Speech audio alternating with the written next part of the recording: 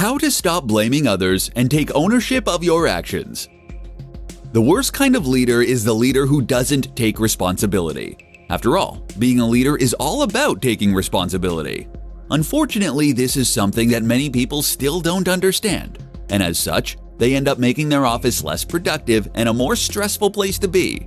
In this presentation, we'll look at how to flip this on its head and to become the fearless leader your team needs you to be. The blame game.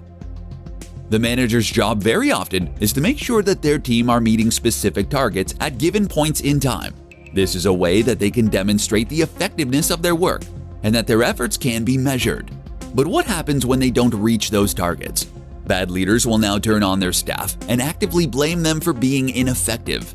They do this in order to save face and to avoid getting in trouble with their superiors and generally pass the buck. But it also happens to be the number one way to instantly reduce the productivity of your team. Why? Firstly, it means that your team now feels stressed knowing that they might get it in the neck for their work. The result is that they won't take as many creative risks, and they generally won't do their best work. They'll likely also feel resentful that their work has gone this way. The other issue is that it makes you seem like a weaker leader. After all, if you can't take responsibility when things go badly, you also should get no credit when things go well. So what are you doing?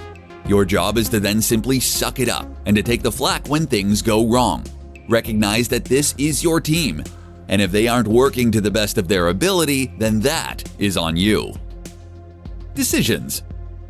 The other sign of someone who likes to shrink responsibility is that they refuse to make decisions. As soon as you make a decision, you take full responsibility and you commit to a certain path of action. By avoiding making decisions, you can avoid taking this responsibility, but you also prevent your team from doing anything effective or useful. Take the responsibility, make the call, and take action. This can take a while to get used to, but it's simply a matter of changing your thinking. Your job is to be the person who makes the call and takes the flak.